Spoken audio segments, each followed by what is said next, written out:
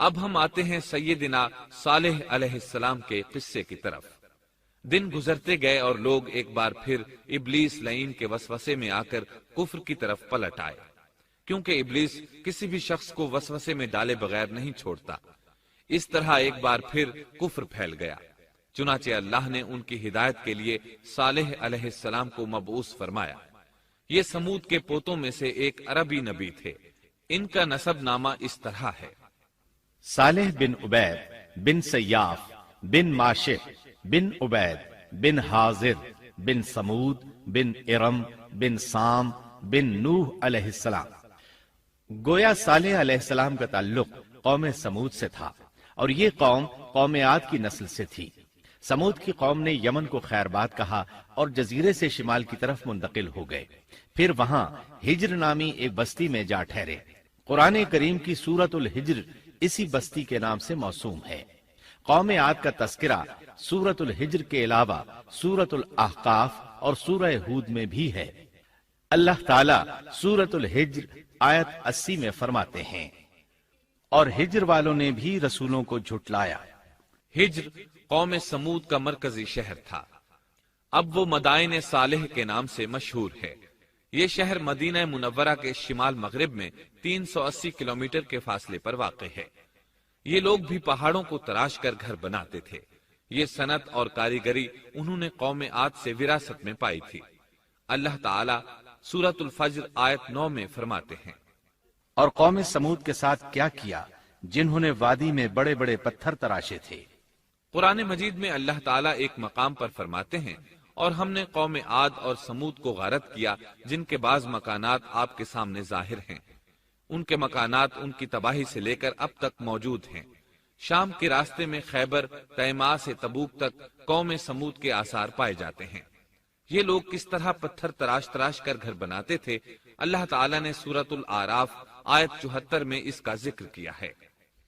اس وقت کو یاد کرو جب اللہ تعالیٰ نے تمہیں قوم عاد کے بعد جانشین بنایا اور تمہیں زمین پر رہنے کا ٹھکانہ دیا کہ نرم زمین پر محل بناتے ہو اور پہاڑوں کو تراش تراش کر ان میں گھر بناتے ہو۔ سو اللہ کی نعمتوں کو یاد کرو اور زمین میں فساد مت پھیلاؤ۔ یہ آیت ان کی طاقت، جسم کی صلاحیت اور ماہر فن ہونے پر دلیل ہے۔ پہاڑوں کو تراشنا دراصل قوم عاد کی عادت تھی۔ یہ بھی چونکہ انہی سے تھے، اس لیے وراثت میں یہ کام انہیں بھی آ گیا تھا۔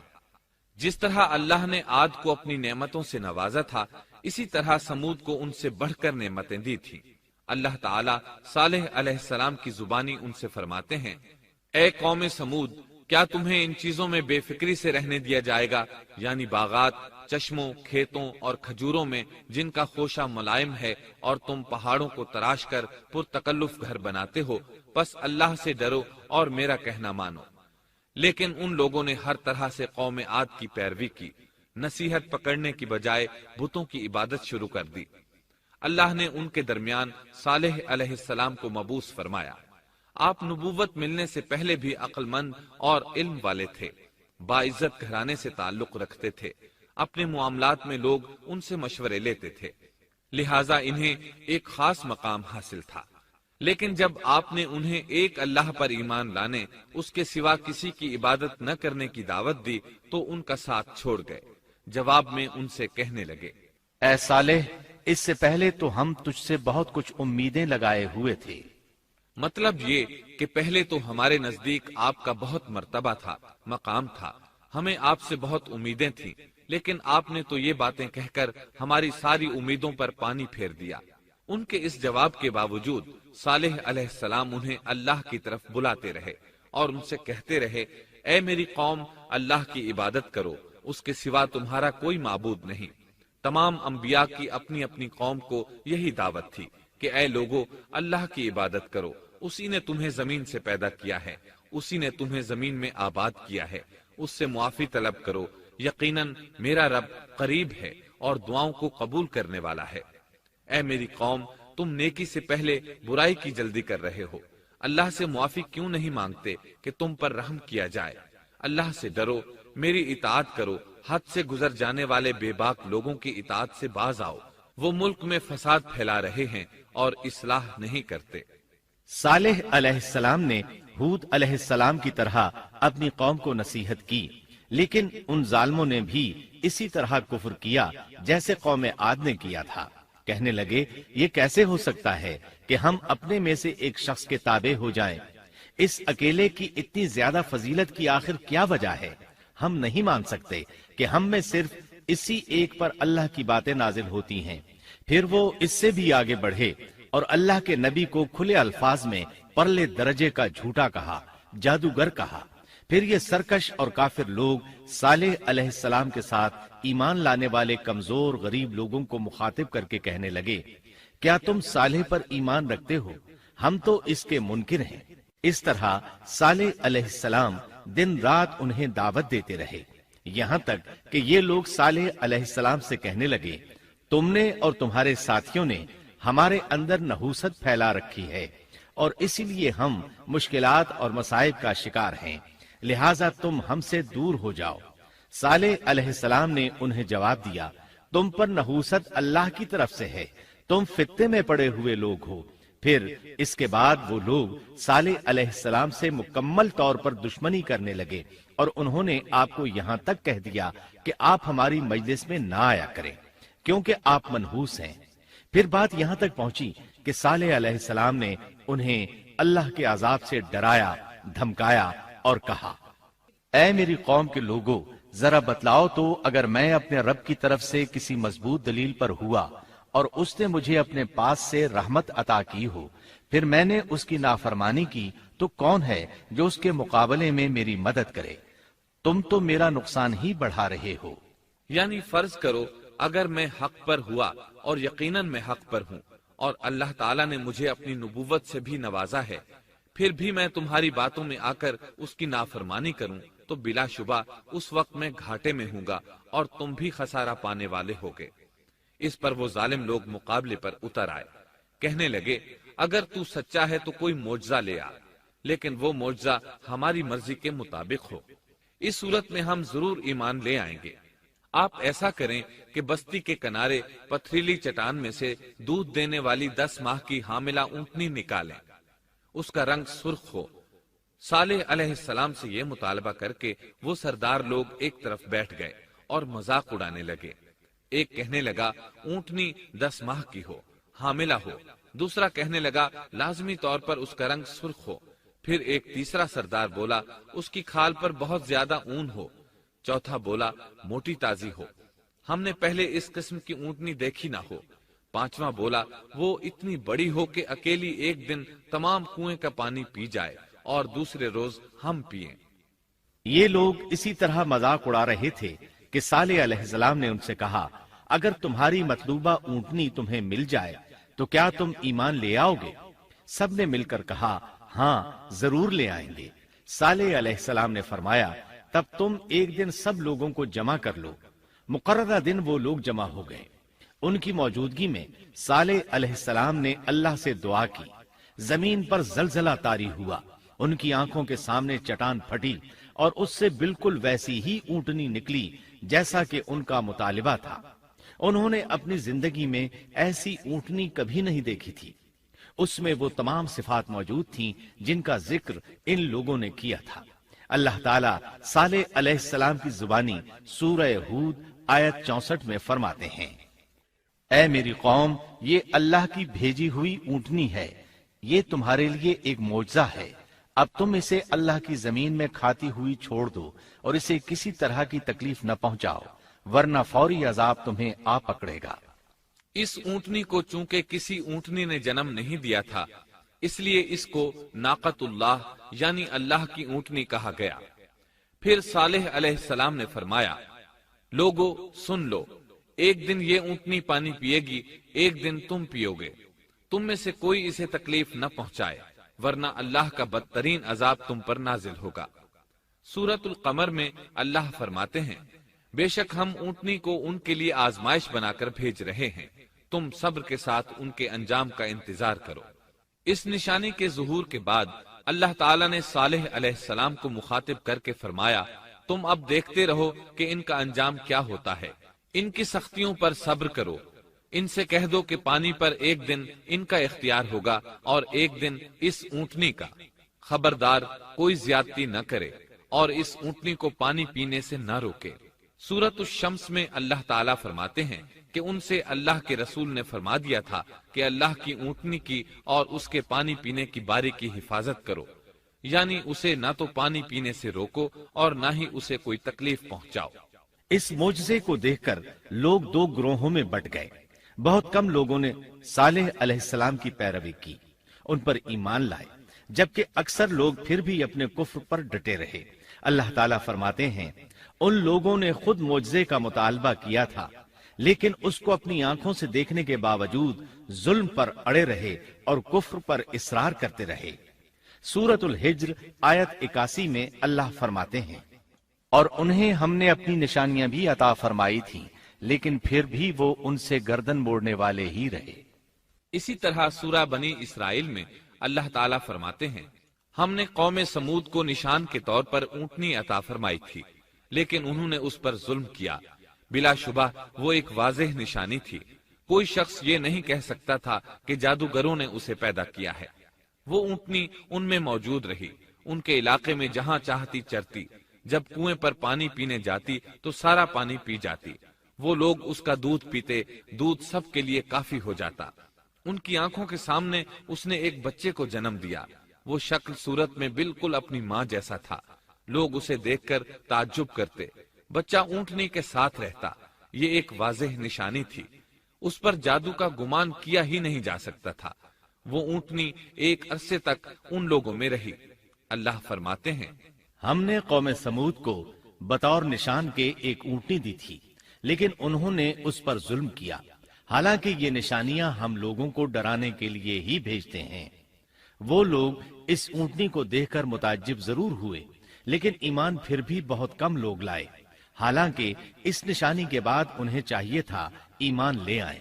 پھر ایک دن قوم کے سرداروں نے مشورہ کیا کہ اگر ہم نے صالح کو اسی طرح چھوڑ دیا تو کہیں لوگ ہمیں نہ چھوڑ دیں اور صالح کے پیروکار بن جائیں۔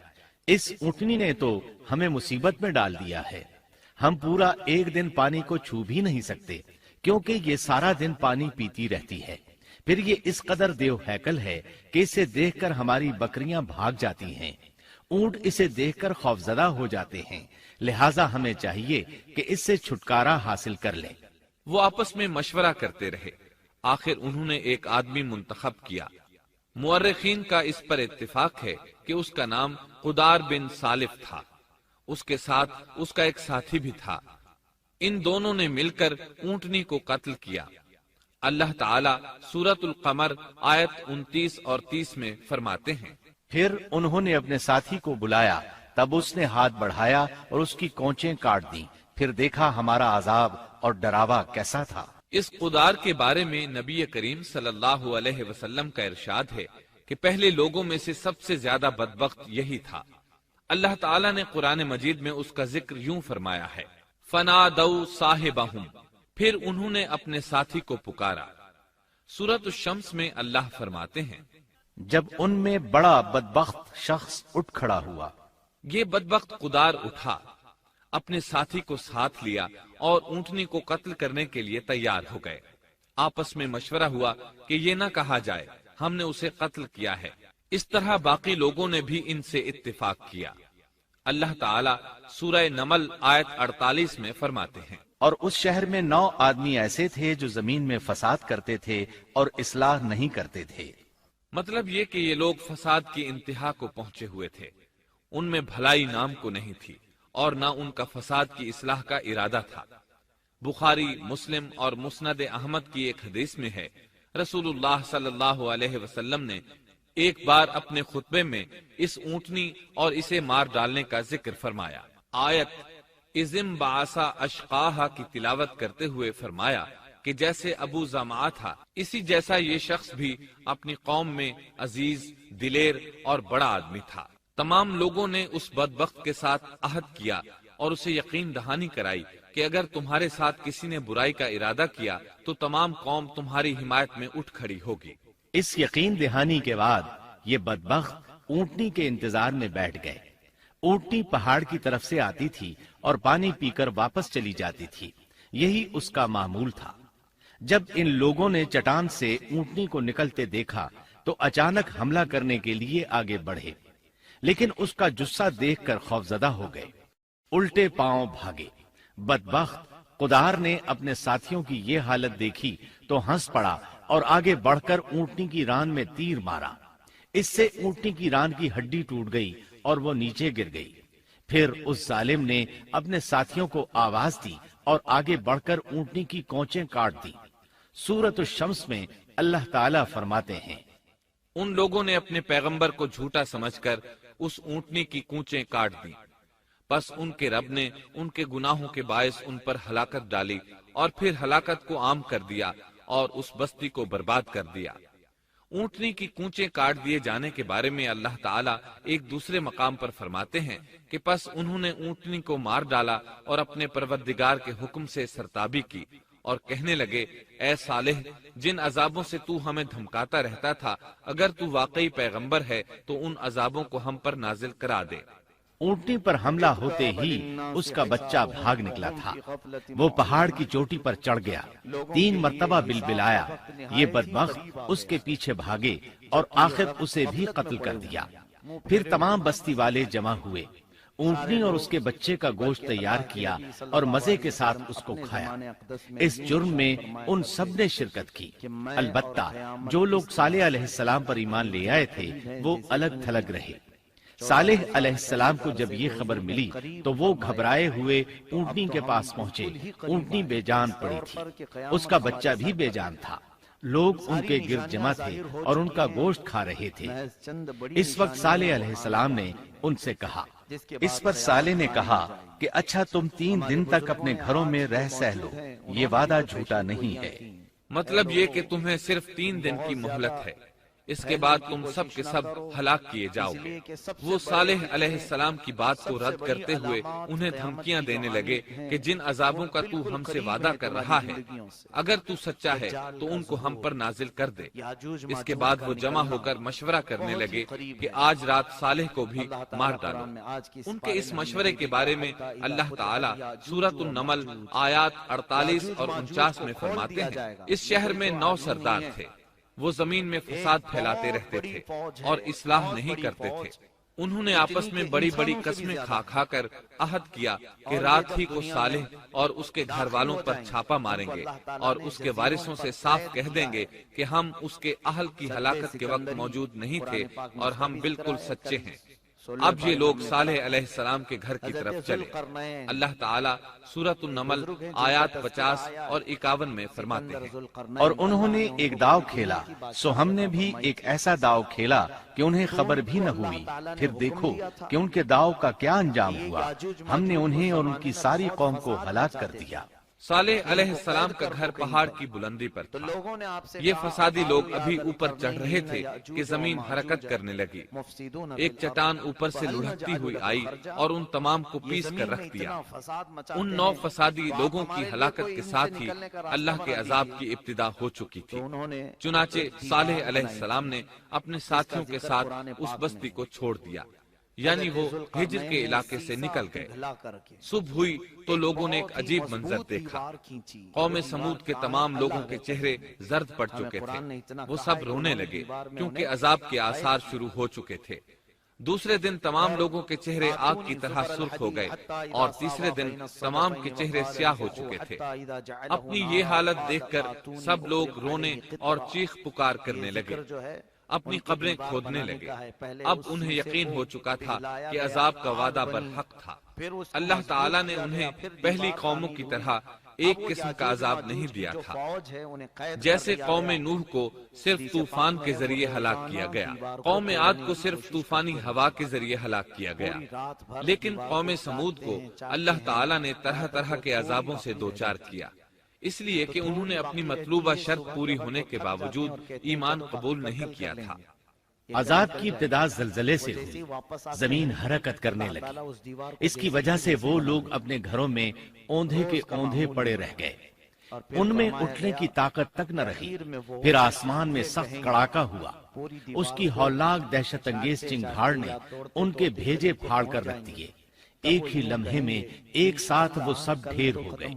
ان کی ہلاکت اور تباہی کو بیان کرتے ہوئے اللہ تعالیٰ سورۃ الذاریات آیات 43 تا 45 میں فرماتے ہیں، اور سمود کے قصے میں بھی عبرت ہے جب ان سے کہا گیا کہ تم کچھ دن تک فائدہ اٹھا لو، لیکن انہوں نے اپنے رب کے حکم سے سرتابی کی، اس پر انہیں ان کے دیکھتے دیکھتے تیز و تند کڑاکے نے ہلاک کر دیا، پس نہ تو وہ کھڑے ہو سکے اور نہ بدلہ لے سکے۔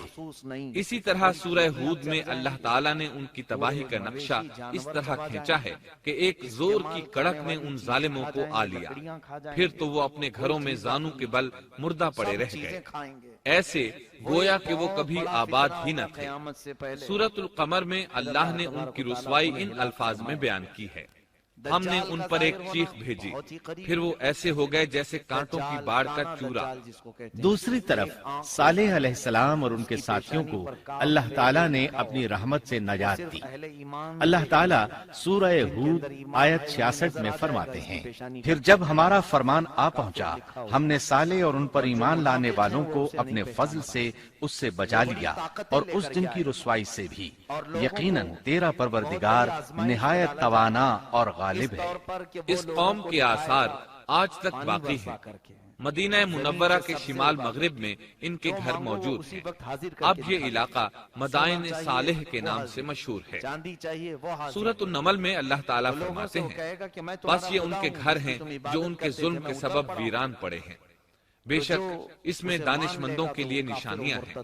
اللہ تعالیٰ نے ان کے نشانات کو آج تک باقی رکھا ہے تاکہ بعد میں آنے والوں کو یقین ہو جائے اور کسی قسم کا شک نہ رہے۔